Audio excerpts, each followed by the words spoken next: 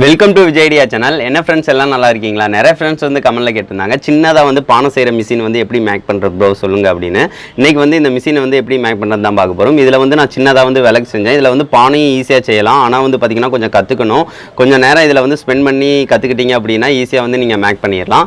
வாங்க ஃப்ரெண்ட்ஸ், இந்த mini pottery மிஷினை வந்து எப்படி மேக் பண்ணலான்னு வீடியோக்குள்ளே பார்க்கலாம்.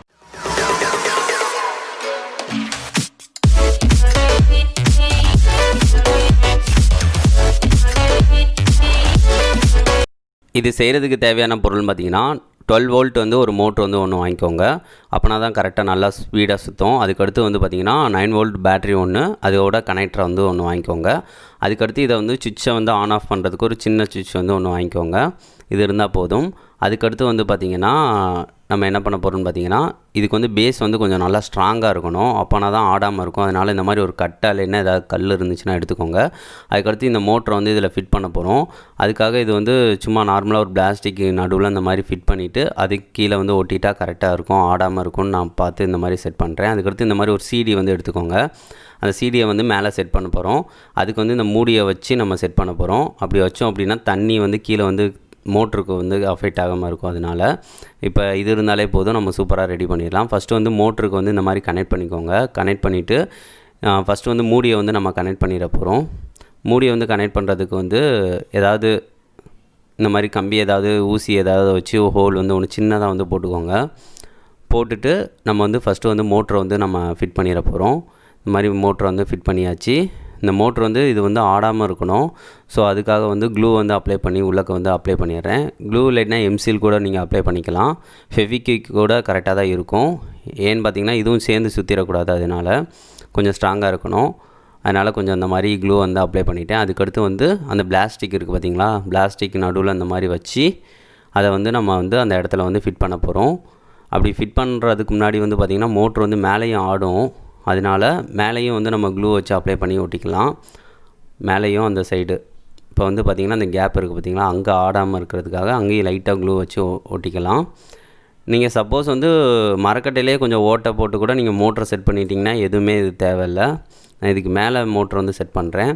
அதனால் இந்த மாதிரி வச்சு சைடு வந்து அந்த பல்ப் அந்த ஹோல்டர் மாதிரி ஒன்று இருக்குது பார்த்திங்களா, அதுலேயும் சுற்றி ஒட்டணும். அப்போனா தான் வந்து நம்மளுக்கு வந்து ஸ்ட்ராங்காக வந்து ஒட்டும்.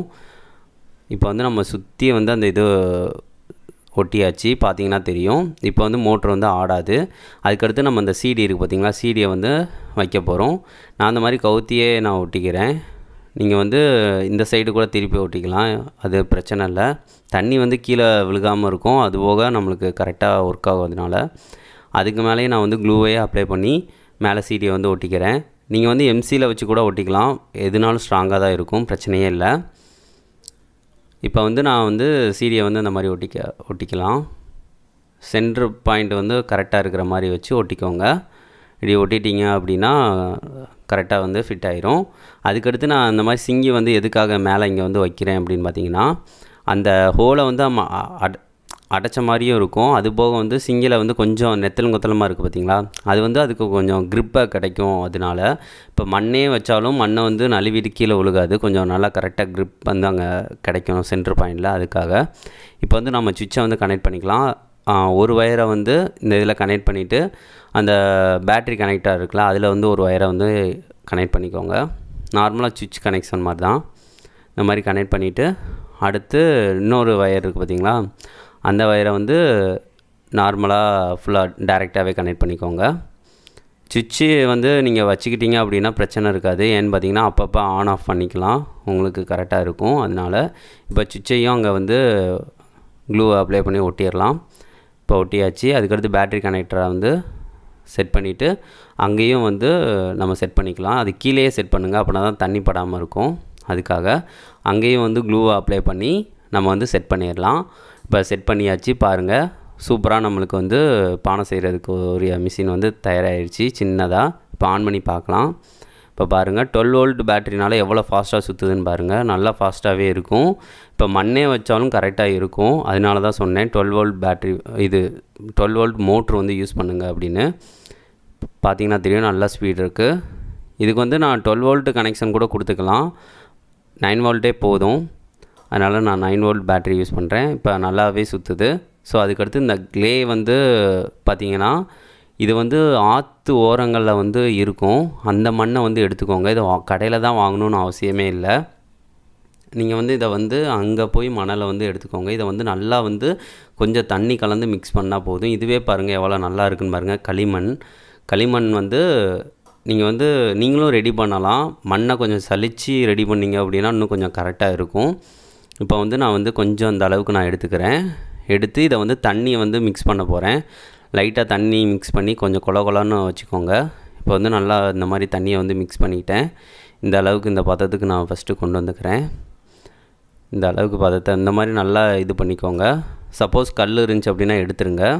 நீங்கள் மண்ணை வச்சே செய்யுங்க, அப்படின்னா தான் நல்லாயிருக்கும். கடையில் வந்து க்ளே வாங்க தேவையில்ல.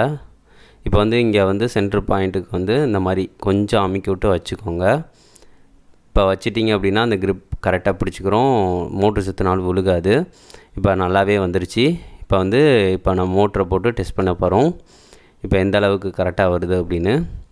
இது எனக்குமே ஃபஸ்ட் டைம் தான். ஸோ அதனால் கொஞ்சம் இதை கொஞ்சம் நல்லா கற்றுக்கிட்டால் தான் கரெக்டாக வரும். இப்போ நம்ம அப்படியே ட்ரை பண்ணலாம், எப்படி தான் வருதுன்னு பார்க்கலாம். இப்போ கொஞ்சம் கொஞ்சமாக ட்ரை பண்ணுறேன். இப்போ தான் கொஞ்சம் கொஞ்சம் கரெக்டாக சுற்ற ஆரம்பிக்குது. கொஞ்சம் தண்ணியை தொட்டு வைக்கும் போல் சூப்பராக இருக்குது. நல்லா மோட்டரும் நிற்காமல் நல்லா சுற்றுது. இப்போ பார்த்தீங்கன்னா தெரியும், நல்லாவே கரெக்டாக ஒர்க் ஆகுது. நம்ம நினச்ச சேஃப் வந்து நடுவில் வந்து கொஞ்சம் கொஞ்சமாக வர ஆரம்பிக்குது. நான் இதில் என்ன செய்ய போகிறேன்னு பார்த்தீங்கன்னா, விளக்கு தான் செய்ய போகிறேன்.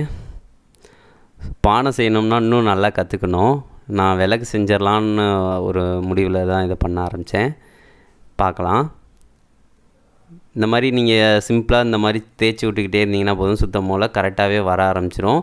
தண்ணியை தொட்டு வச்சிங்க அப்படின்னா இன்னும் கொஞ்சம் கரெக்டாக உங்களுக்கு வந்து நல்லா சேஃப் வந்து நல்லா வரும். கொஞ்சம் ஸ்பீடாகவும் கரெக்டாக மோட்டரும் நல்லா சுற்றும். இப்போ பாருங்கள், இப்போ வந்து உரலை வச்சு கொஞ்சம் ஒரு சேஃபுக்கு வந்து கொஞ்சம் கொஞ்சமாக கொண்டு வர ஆரம்பிச்சிட்டோம். இப்போ நல்லாவே வருது. இப்போ அதே மாதிரி தான் இதை வந்து ஏதாவது பிளாஸ்டிக் கூட யூஸ் பண்ணி நீங்கள் பண்ணலாம்.